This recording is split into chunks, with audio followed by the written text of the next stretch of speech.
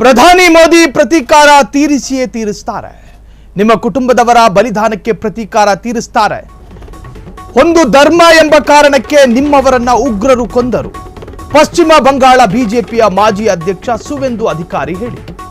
ಕಾಶ್ಮೀರದಲ್ಲಿ ನಡೆದ ದಾಳಿಯಲ್ಲಿ ಪಶ್ಚಿಮ ಬಂಗಾಳದ 3 ಸಾವನ್ನಪ್ಪಿದ್ದಾರೆ. ಹಿಂದೂ ಎಂಬ ಕಾರಣಕ್ಕೆ ನಿಮ್ಮವರನ್ನ ಉಗ್ರರು ಕೊಂದಿದ್ದಾರೆ. ಪಶ್ಚಿಮ ಬಂಗಾಳ ಬಿಜೆಪಿಯ ಮಾಜಿ ಅಧ್ಯಕ್ಷ ಸುವೇಂದು ಅಧಿಕಾರಿ ಸ್ಫೋಟಕ ಹೇಳಿಕೆ ಕೊಟ್ಟುವಂತ.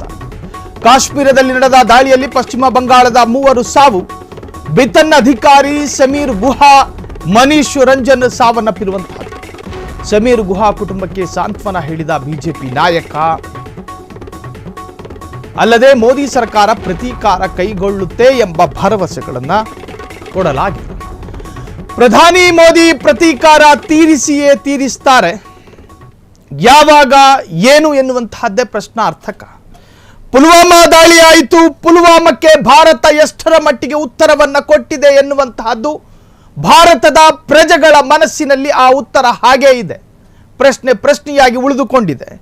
ಪೆಹಲ್ಗಾಮ್ನಲ್ಲಿ ನಡೆಸಿದ ಉಗ್ರರ ರೌದ್ರ ನರ್ತನ, ಆ ನರ್ತನಕ್ಕೆ ಭಾರತ ಎಷ್ಟು ಕಟುವಾಗಿ ಮತ್ತು ಎಷ್ಟು ಶಕ್ತಿಯುತವಾಗಿ ಉತ್ತರ ಕೊಡಬಲ್ಲದು. ಪುಲ್ವಾಮಾದಲ್ಲಿ ಲೆಕ್ಕಾಚಾರ ಹಾಕಿದ ಭಾರತೀಯರಿಗೆ ಪೆಹಲ್ಗಾಮ್ನಲ್ಲಿ ದಾಳಿ ನಡೆದ ಸೆಕೆಂಡ್ ಮಾತ್ರದಲ್ಲಿ ಉತ್ತರ ಕೊಡಬಹುದಾದ ಶಕ್ತಿ ಭಾರತಕ್ಕಿದೆ. ಆದರೂ ಕೊಡೋದಕ್ಕೆ ನಿರ್ಲಕ್ಷ್ಯ ಯಾಕೆ ಎನ್ನುವಂತಹದ್ದೇ ಪ್ರಶ್ನೆ. ಕೆಲ ನಿರ್ಧಾರಗಳನ್ನು ತೆಗೆದುಕೊಳ್ಳಲಾಗಿದೆ, ಸ್ವಾಗತಾರ್ಹ. ಪಾಕಿಸ್ತಾನ ಗಡಿಯಾಚೆಗಿನ ಭಯೋತ್ಪಾದನೆ ನಿಲ್ಲಿಸುವವರೆಗೂ ಕೂಡ ಸಿಂಧೂ ನದಿ ಒಪ್ಪಂದಕ್ಕೆ ತಡೆ, ಸ್ವಾಗತ. ಪಾಕಿಸ್ತಾನದ ಗಣ್ಯರಿಗೆ ನೀಡ್ತಾ ಇದ್ದಂತಹ ಸಾರ್ಕ್ ವೀಸಾ ಕೂಡ ರದ್ದು ಮಾಡಲಾಗಿದೆ, ಇದಕ್ಕೂ ಸ್ವಾಗತ. ಪಾಕ್ಗೆ ಏಕೈಕ ರಸ್ತೆ ಮಾರ್ಗವಾಗಿದ್ದ ಅಟ್ಟಾರಿ ಮತ್ತು ವಾಘಾ ಗಡಿ ರಸ್ತೆ ಬಂದ್ ಮಾಡಲಾಗಿದೆ. ಉಗ್ರರು ನಮ್ಮ ದೇಶಕ್ಕೆ ಬರಬಾರದು, ಇದಕ್ಕೂ ಸ್ವಾಗತ. ಪಾಕಿಸ್ತಾನದಲ್ಲಿರುವಂತಹ ಭಾರತದ ರಾಯಭಾರಿಗಳನ್ನ ವಾಪಸ್ ಕರೆಸಿಕೊಳ್ಳಲಾಗ್ತಾ ಇದೆ. আপনি বলুন হিন্দু বলে মেরেছে, বলুন কাল রাতে আমাকে বলেছেন হিন্দু বলে মেরেছে, বলুন বলুন আপনি মুসলিম, আপনি কি কালমা পড়তে জানেন? না জানি না। বলুন, এদের বলুন, সেকুলার নেতা। মেরে দিল। ও দায়িত্ব আমার। বাবা শেষ। ও চোখের সামনে ওর বাবাকে হিন্দুস্তানে হিন্দুকে খুন করবে। ও গাজা শেষ হয়েছে, ইসরায়েল শেষ করেছে, আমরাও শেষ করব। মোদির শিষ্য আছি, মোদির বাচ্চা আমরা। আমার হাজবেন্ড নাম নিশান মিটাবো। খুব সাপোর্ট করতেছে। পলিটিক্স ছেড়ে দেন, হিন্দু বলে মেরেছে। পলিটিক্স ছেড়ে দেন। আমি শুধু আপনার বাসায় এসেছি। আমি কাল বিকালে আপনার বাড়িতে কাল বিকালে আমি আমার এই হাজবেন্ড ছাড়া কেউ নেই। আমার একটা 3.5 বছরের বাচ্চা। ও সকালবেলা ঘুম থেকে উঠার কি বলেছে জানেন? মাম্মা ফায়ার, পাপা শেষ। এটা বলে নাই। ও তো কানো না হয়ে পুরো হেল্প করব, পুরো হেল্প করব। মানবদান করবেন।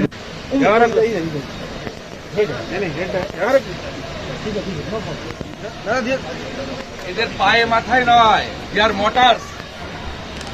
হিন্দু বলে খুন করে দিয়েছে। আমরা হিন্দুস্তানি, হিন্দু বলে খুন করেছে, প্রণাম করি। হিন্দু বলে খুন করেছে, এরা হিন্দু শহীদ। হিন্দু বলে মেরেছে। হিন্দু শহীদ আমার রহে।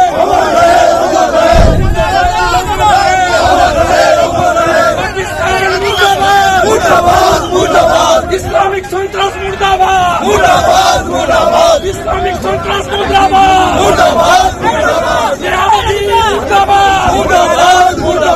হিন্দু শহীদ আমার রহে, হিন্দু শহীদ আমার রহে, পাকিস্তান মুর্দাবাদ। হিন্দু বলে আপনি বলুন, আপনি ছিলেন, আপনি বলুন হিন্দু বলে মেরেছে, বলুন কাল রাতে আমাকে বলেছেন হিন্দু বলে মেরেছে, বলুন বলুন আপনি মুসলিম, আপনি কি কালমা পড়তে জানেন?